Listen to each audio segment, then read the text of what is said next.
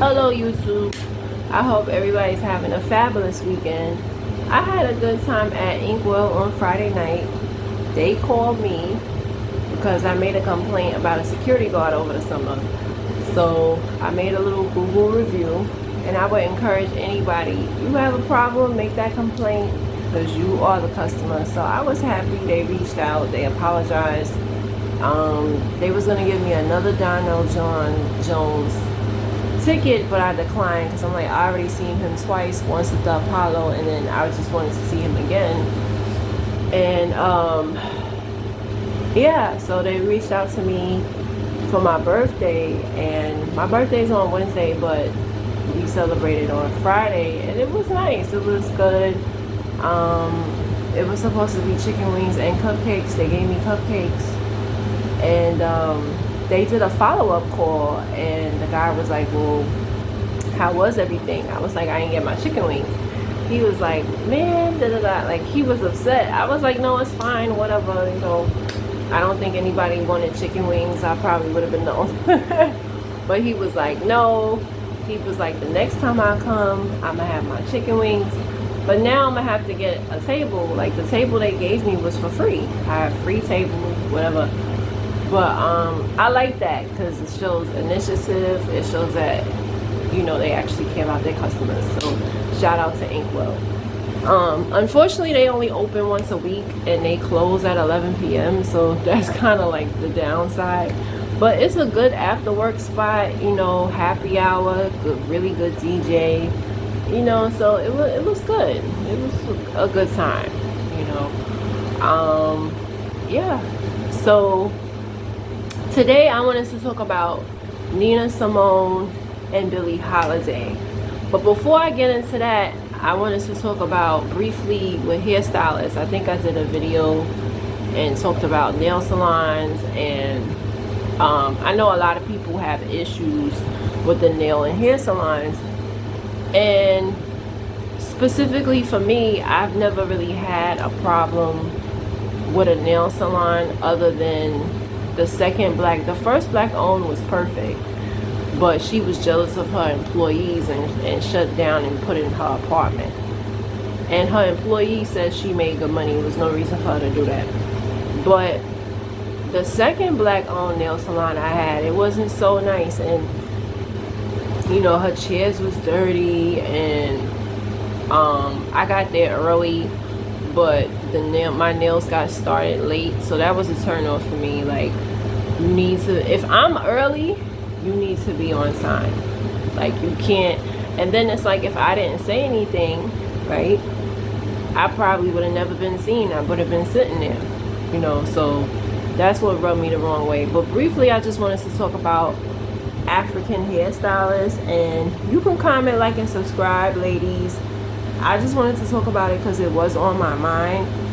But it is hard to find. I had a good African spot that I was going to for my braids for years. I moved over here in Brownsville 2012, and even before I moved over here, it was a Caribbean lady I had went to, and then what happened was they was doing hair in the back of a nail salon.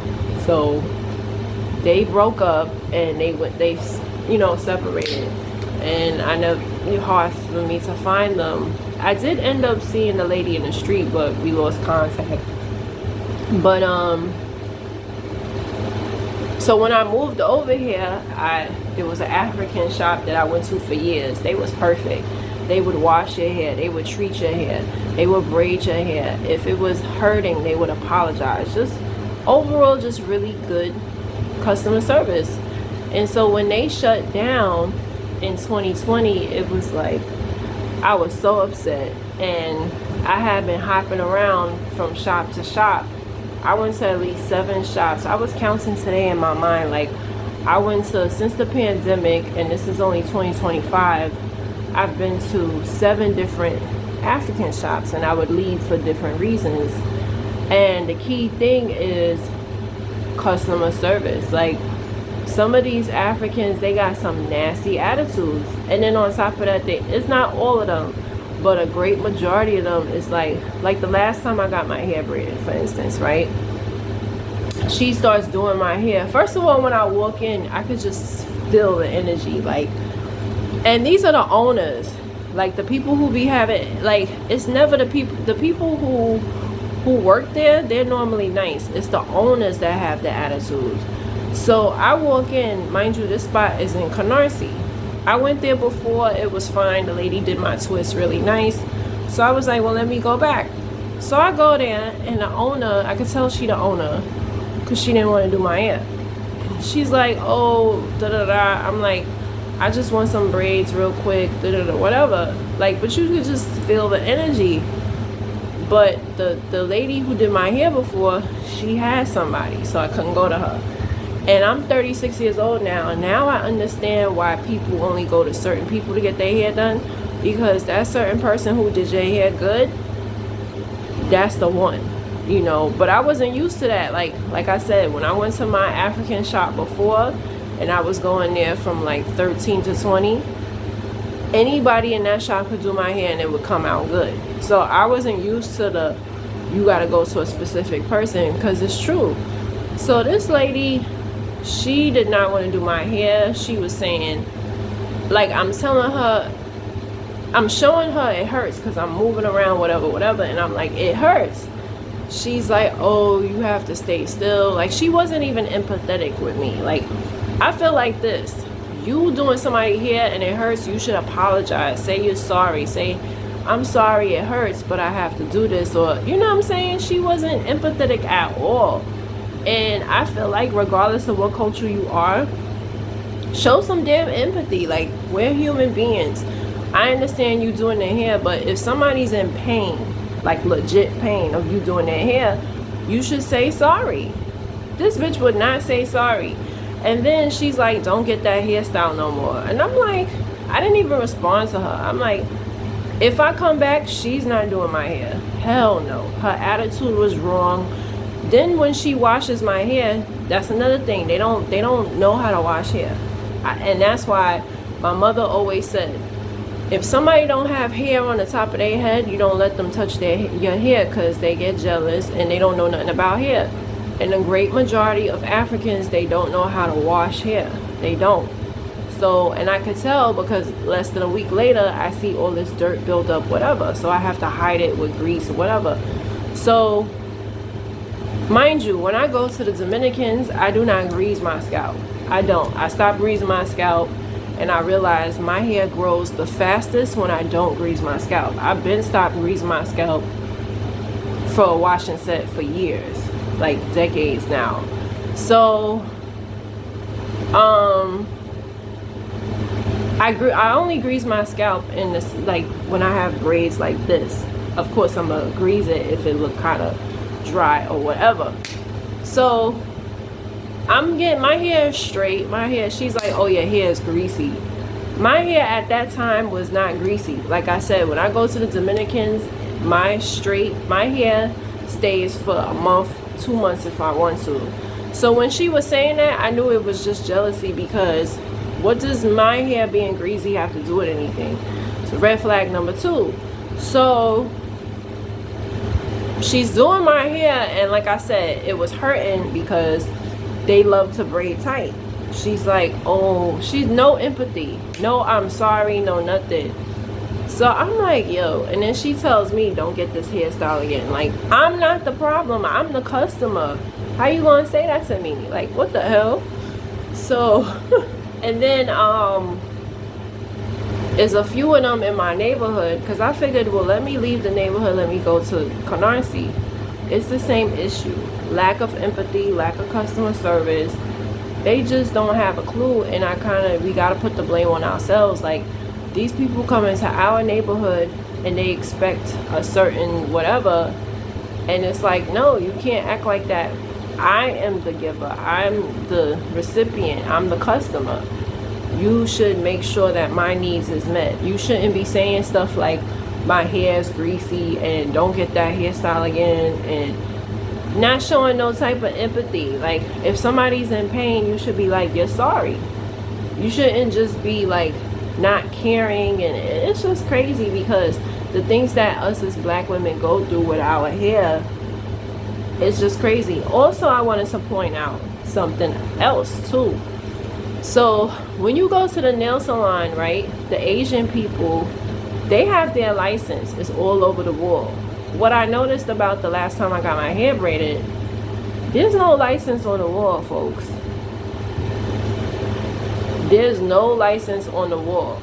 So when you go and get your hair braided at these African shops, you are taking a risk. Me personally, I don't get my hair braided that often because, let's keep it real, braids are not all that good for your hair. Like, anybody who knows hair would tell you, like, it's cute to get it done, but it's better to have your own hair braided. Because once you start, and I'm guilty of it too, as you can see, I have synthetic weave. When you start putting in the weave and all that, it pulls your hair. In some cases, the gel that they use will break your hair. Like, just going to the Africans all the time, for those of you who do, kind of slow down on that and try doing your own hair, and or go to the Dominicans. Now, some people, they haven't had good luck with the Dominicans, but for me personally, my hair grew so long with the Dominicans. Like, they know what conditioner to use. They know, they take their time to wash your hair. They wash it better than me. Like, when I wash my hair, it's like 85%. Dominicans, they gonna get in there. Like, I want to get my hair braided again, but I know I have to go to the Dominicans first so they can really get all the dirt, all the gel and everything that they put in my hair. Only a Dominican can take it out. They are talented and they are good at what they do. The Trinidadians used to do my hair, and it's hard to find a Trini. So the Dominicans took over. But you know, it's just so many. Another scenario I had with an African shop. I was like, I'm gonna just talk about African shops real quick. So I was at the shop. This had to be maybe the summertime, maybe a little bit before the summertime, and the boy here looked like he was rolling in the snow, and it ain't no snow outside. So I had noticed that the lady, again, the lady who was doing my hair was nice, but the owner was nasty. So the lady that was doing my hair, I noticed that she started to use the same gel as that boy. And I was like, hold on. And I spoke up for myself. I said, is that gonna make my hair turn white? So the owner was like, oh, he came in like that. I said, hell no. It ain't no way that somebody gonna come in the shop with white stuff in their hair. And I said to her, let's say hypothetically he did come in like that. You as a stylist, I understand you're a hair braider, but I feel like if somebody comes into your shop and the head full of look like they got, God forbid, lice or whatever in it, or I don't know what was, it was white, y'all. I'm guessing it was the dandruff, but it was little white specks all over his head. If somebody's coming to your shop like that, why wouldn't you take the initiative to say, hey ma, auntie, or whoever's bringing him in, he needs to get his hair washed? Like, why would you do his hair and let him walk outside like that? I didn't understand the rationale. She's like, well, why didn't you say something? I'm like, that's not my kid. That's not my kid. That's not my problem. But what I'm saying is the same, what I noticed, because, you know, sometimes I don't pay attention. That's another thing I wanted to say. When they putting these stuff in your hair, specifically Africans, you have to watch what they're putting in your head, because a lot of the stuff that they using is, God forbid, they could be using something to clean the floor to wash your hair. You wouldn't know, because they have it in these big bottles. Like, they don't, sometimes they don't even use like the shit. Like with the Dominicans, you know that they using shampoo, you can smell it. But with the Africans, sometimes I don't even know what they use to wash my hair, to be honest. You know, I'm just trusting them to wash my hair, or I know that they use the mousse when it's done and stuff, but you have to pay attention what these people putting in your hair. They be ODing with the gel. My hair broke off because of the gel once. They put too much gel, and I'm like, yo, slow down with the gel. I don't have coarse hair. I have what they call good hair, so I don't need all those. I don't need all those products. I don't need all that stuff. Honestly, I just put some Vaseline and I'm good to go, to be honest. I don't need all that gel and all that stuff, you know, whatever. So the lady proceeds to use the same thing that she used in his head on mine, and I'm like, whoa, is this gonna make me have white stuff in my head? And it didn't, and the lady was correct, but the attitude was wrong. She's like, oh, da da da da da, and I'm like, okay. So then the lady finishes my hair, right? I'm ready to go. You know, when you get your hair done and it's done, you ready to go. So I'm like, yo, I'm trying to pay the lady. The lady talking about some, oh, she's in prayer. What that got to do with me? Like, like, I'm the first person. I'm very spiritual. I'm all up into God. I love the Lord. But I thought that was very distasteful, and that's not business. Like, that's like you telling your employer you at work and he's telling you to do something, and you like, oh, you know, I'm gonna pray. What? It's not the time for that. You're supposed to do your job. So I felt like with her to say, mind you, I sat there for 20 minutes just to pay her. Now, if I would have walked out, I would have been wrong, right? But that's annoying. Like, this is not the time to pray. You should stop what you're doing, stop praying, and collect your money. It would have been a 1-2 second thing. I was like, yo. So I'm like, yo, can I give you the money? She's like, no, you have to pay her. I'm like, if you just did my hair, why am I paying the owner? Signs of control. Like, and unfortunately with Africans and African Americans, you have that. You have the owner will be mean and nasty, and the employees, they good. So when she got up out of prayer, I kid you not, her face was so pale. She looked so evil, and I'm like, you just got, and I said it to her, you just got up out of prayer and your attitude is like that. Like, I said my piece, and I was like, I never went back. Then another time, I went to a spot. I went there one time. I wanted a butterfly braid. That's when butterfly braids was like popular, whatever. And I do intend on getting it again, but in a wig, because it don't last. But so I get the butterfly wig. The lady gonna say, oh, if it messes up, you can't come back, and I'm not doing it over. I'm like, okay, nasty attitude. You've never seen me in your life, and you're nasty already. Like, it's crazy. Like, I never went through that in my childhood.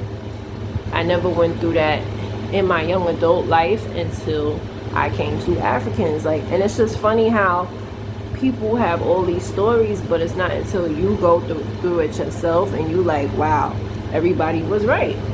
So it's like she going in like, oh yeah, it's not gonna last, and da da da. I said, I didn't ask you all that. I wanted a butterfly braid, and that's it. Like, why are you so rah-rah? Like, she's like, oh, I'm just letting you know, if it messes up, you cannot get your refund, and this, that, and the third. I said, okay, it's fine, you know.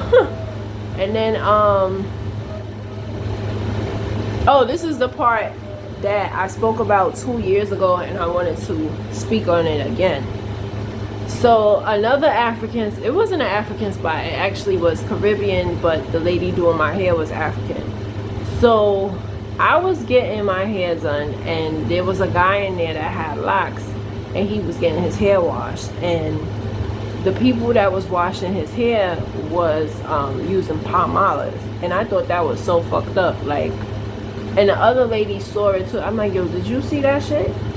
So the lady was like, she got offended. She was like, well, do you wash locks? I said, I don't, but if I had to, I would try to learn how to wash somebody's hair. For you to sit there and use palm olive is just wicked to me. It shows you don't care about your clients. And so my person that was doing my hair, she was like, oh, that ain't got nothing to do with me, because she don't wash hair. She doesn't. You have to come with your hair washed. And sometimes that's annoying, because you know when you get your hair done, you want somebody else to do it, right? So what made me, she was nice. I couldn't admit that. She really was nice. When I would be flinching and stuff, she would always reassure me. She was nice. She had a good attitude.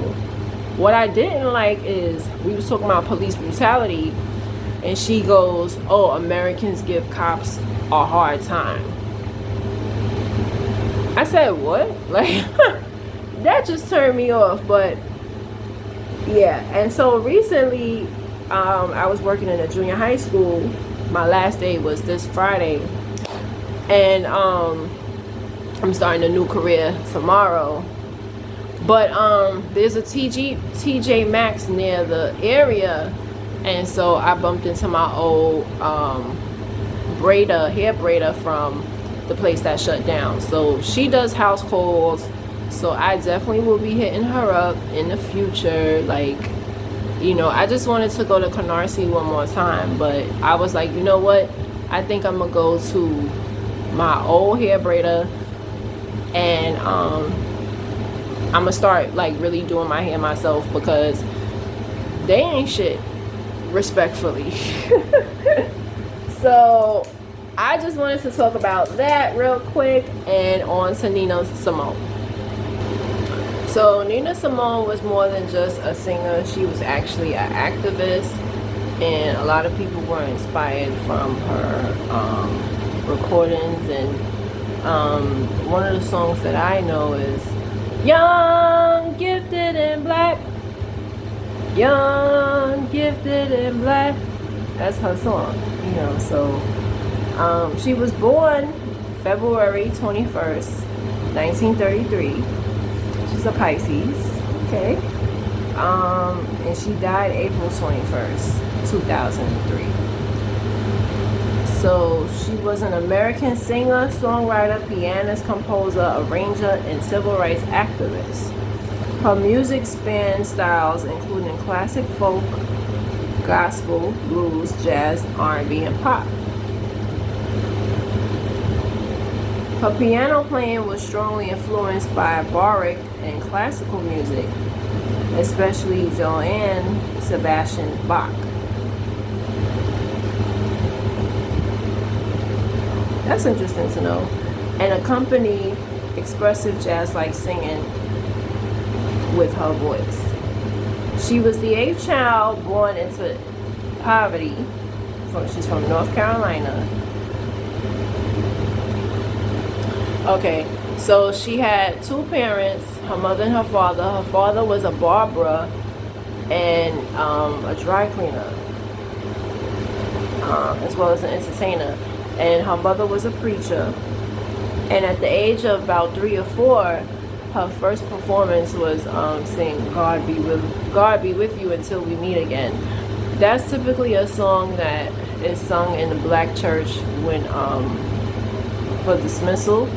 So the God be with you, God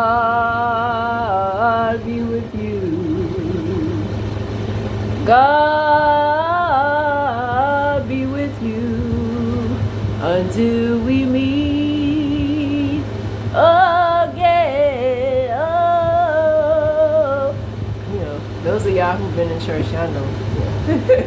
But they sing that at the very end of the service. So that shows how old that song is too, because she was 33 and when she was 1936, wow, it's an old song. But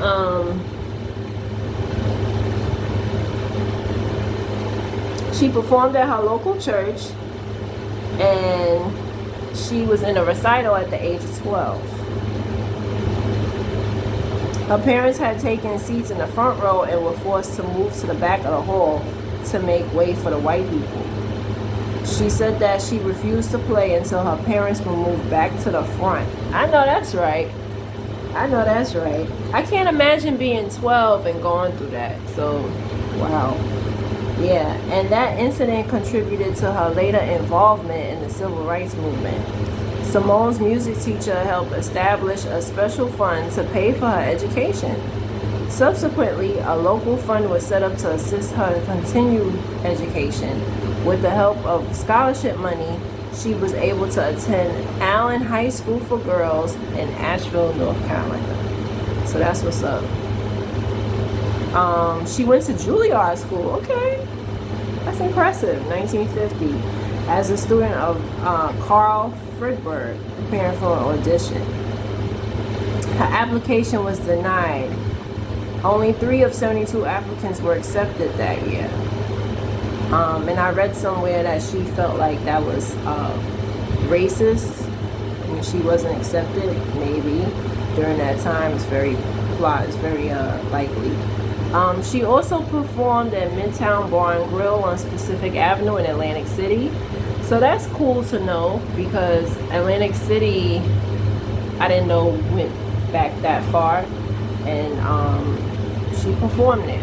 So that's cool to know. The owner insisted that she sing and play the piano, and increased her income to $90 a week. And then in 1954 is when she got the name Nina Simone, nickname given to her by a boyfriend named Chico.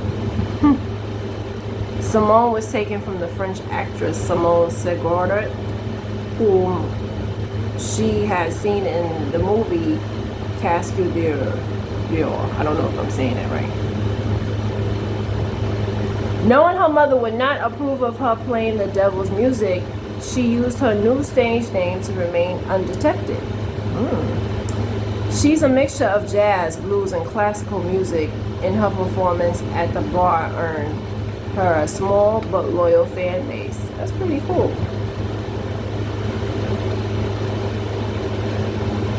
I picked Nina Simone to talk about because, like me, she's from the church, and like me, she's very passionate about her people and open-minded. I think it is so dope that she knew about Bach.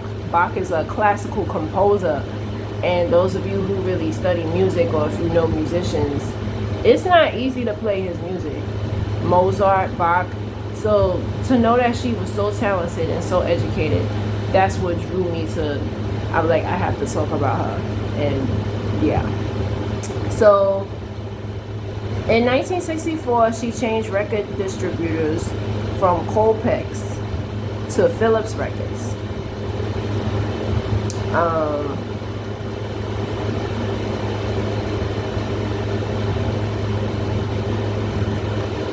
In her music, this is the part I love. So she later recalled how Mississippi Goddamn was her first civil rights song. And the song came to her in a rush of fury, hatred, and determination. The song challenged the belief that race relations could change gradually and called for more immediate developments. Me and my people are just about due. It was a key moment in her path to the civil rights activism. Old Jim Crow, on the same album, addressed the Jim Crow laws.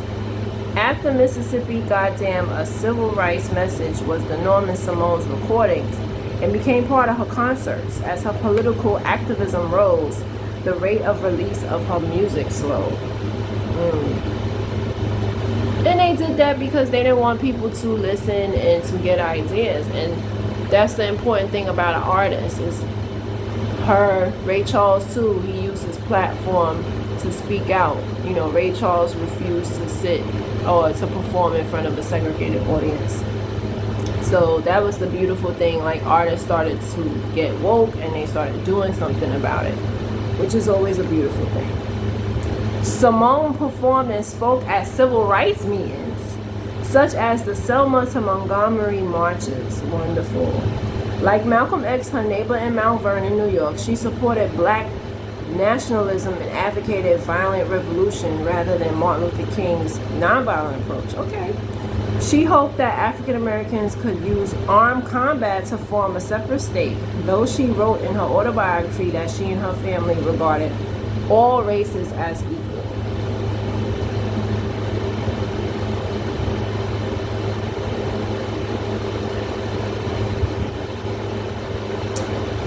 Three days after King was assassinated, she dedicated the performance to him and sang Why, the King of Love is Dead, a song written by her bass player Gene Taylor. She performed at the Harlem Cultural Festival in 1969.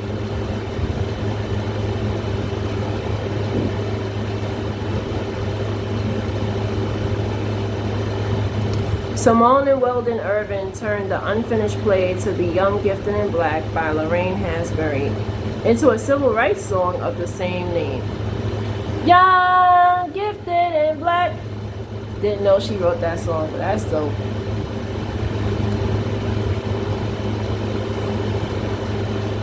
Simone's social commentary was not limited to the civil rights movement. The song For Women exposed the Eurocentric appearance standards imposed in black women in America, as it explored the internalized dilemma of beauty that is experienced between four black women with skin tones ranging from light to dark.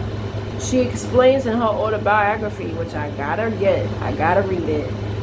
I Put a Spell on You, that the purpose of the song was to inspire black women to define beauty and identify for themselves without the influence of social impositions. And I think that is so important for Women's History Month, because us as black women, you know, people think we're ugly, people think we're no good, and the song I Put a Spell on You, I didn't even know it was about that. That's why I love doing research and I love finding things out for myself, because that's literally a movement. Like, she's letting y'all know, listen, this is who we are, take it or leave it. I put a spell on you. Not literally, but this is who we are, you know.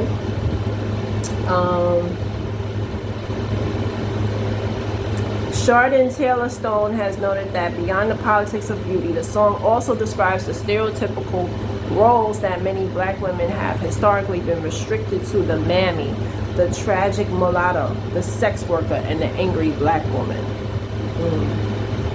Yeah. Unfortunately, Simone was diagnosed with bipolar disorder in the late 1980s, and she was known for her temper and outbursts of aggression. I don't think she was bipolar. She was upset at the world around her. And that's another thing with us as a people. We always want to diagnose people, and it's like, it's not always that. She was frustrated in what was going on, and she spoke about it. So they want to label her. I'm not going for it.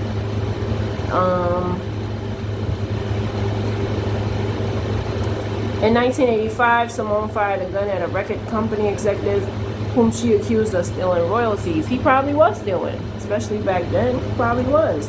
Simone says she tried to kill him but missed.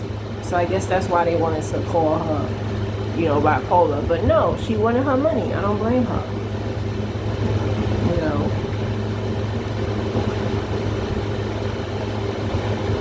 Like, in the job that I have right now, that I start tomorrow, one of the interview questions, she asked me something about if a person acts irate. I said, there's no such thing as a person acting irate. Like, there's a reason behind their behavior. Somebody's just not gonna start cursing out a case manager.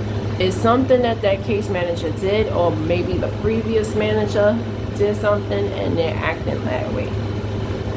So yeah, they might be diagnosed, but that doesn't mean that there's not a reason behind it. So for her to try to kill the guy because he didn't give her money, she has every right to be upset. You know, why is it that when somebody reacts to a negative situation, they're the crazy one? No, that's not right. Unfortunately, April 2003, Nina Simone passed away from breast cancer, but her works, her music, and who she was will never be forgotten. We thank you, Nina Simone, for all your talent, your music, your open-mindedness, and your education. Thank you. So now I'll be talking about Billie Holiday. So I was trying to read up on it instead of like just reading from the laptop. So Billie Holiday was born April 7th, 1915. She had a very difficult childhood. She was actually in a reform school for girls, and as a punishment, they put her in a closet with a dead girl overnight. This traumatized her very much so. Later on, her and her mother, they opened up a business, but I guess it wasn't successful because by age 11, she had to work in a brothel. So a brothel is where they bring in prostitutes and have sex with them. She wasn't a prostitute, but she would scrub the floors and stuff like that. And She was brought before a judge at 9 because she was, you know, in the streets and pretty much raising herself. And by age 12, yeah, when she was 12, she was doing errands for a brothel. When she was 11, a guy tried to rape her, and she pressed charges, and he got arrested. It was successful. She was influenced by Louis Armstrong and Bessie Smith. And as a teenager, she started singing in the different clubs in Harlem. So there is where she found her talent and she found her gift. Around this time, there was a lot of civil rights stuff going on. Naturally, black people didn't have rights. And so she came and wrote a song called Strange Fruit.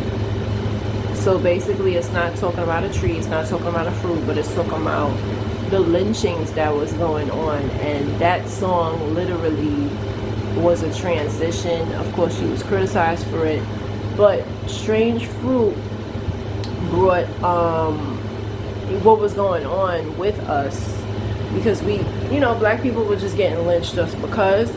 She brought awareness with that song. So again, like I said, music is so important because it literally educates people. You know, for a white person that doesn't know any black people and they're living on the other side of the country, like a white person, let's say for example in 1933 in New York, they didn't know about the lynchings that was going on in the South.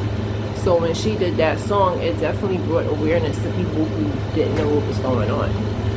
She later became, her rivalry or her competition was Ella Fitzgerald, but they became friends later on. So in 1947, she was arrested for possession of narcotics. And in 1948, she was released on good behavior. It's unsure if she actually took drugs, sold drugs, but it was the United States versus Billie Holiday, and that's how she felt, and it was a big thing. I think there's a movie on it. Yeah, so she went through a lot of stuff, and upon her release, she could not perform anywhere that served alcohol, so she would just go to like concert venues and stuff. And back then, they didn't have bars and stuff like how they have like a bar in King's Theater, for instance. Back then they didn't have that, so concert venues, you know, she couldn't perform in like blues clubs, stuff like that, where they serve alcohol because of her arrest and her record, you know.